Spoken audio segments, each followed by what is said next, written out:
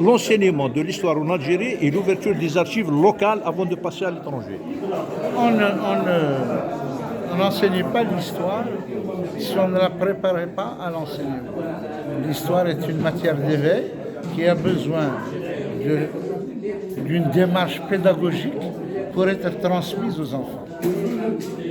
Nous avons appris l'histoire sur un livre qui s'appelait le livre d'histoire de France et d'Algérie. Il y avait 2 pages qui se faisaient face. Une page c'était l'histoire d'Algérie, la page de gauche, mais la page noble c'était très souvent l'histoire de France. Ils essayaient de faire coïncider des périodes. Mais par exemple, on voyait la page de Yugurta avec la page de Vercingétorix. Pourtant, il y a 200 ans qui séparent l'un et l'autre. Mais c'était pour dire que l'histoire de France était supérieure. Ce livre d'histoire de France et d'Algérie, qui a été fait par Bonnefeuille et Marchand. Marchand en Guinée, c'était un des inspecteurs qui avait été tué dans l'attentat contre dans les centres d'action sociale où a été assassiné Mouloud Faraoui. C'était donc un inspecteur, et ce livre était préparé par des spécialistes. On appelle ça les faiseurs d'histoire, ceux qui fabriquent l'histoire. C'est ça, ce n'est pas des créateurs de problèmes, mais des faiseurs d'histoire. Ils fabriquent l'histoire destinée aux enfants, destinée à la pédagogie, destinée à l'enseignement.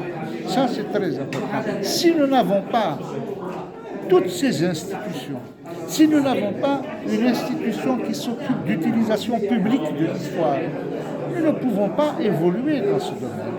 L'histoire, ce n'est pas une matière où on met une note à la fin de l'année ou à la fin du mois ou à la composition. L'histoire fait partie de l'identité nationale. C'est elle qui détermine, c'est elle qui définit, c'est elle qui... Oui, moi on me dit, dans le préambule de la Constitution, la mazérité, l'arabité et l'islamité. Mais ces 3 éléments, un Mauritanien, il est amazigh, il est arabe, il est musulman. Mais qu'est-ce qui fait ma spécificité? C'est l'enseignement, c'est l'éducation, c'est ces faiseurs d'histoire qui vont me la définir et me la déterminer. Très bien. Concernant l'ouverture des archives au niveau local. Au niveau local, les archives sont toujours bouclées. Bon, on nous dit, oui, elles sont ouvertes, mais quand on y va, elles ne sont pas si ouvertes que ça. Et puis on veut au moins savoir ce qu'il y a ce qui est disponible comme archive pour que je puisse savoir ce que je vais demander. Il faut que je sache ce qu'il y a. C'est comme une bibliothèque, il faut que j'ai accès aux fichiers des documents disponibles, des livres disponibles pour que je commande un livre. Les archives, c'est la même chose. Et nous n'avons pas cela. Ce n'est pas ouvert au grand public.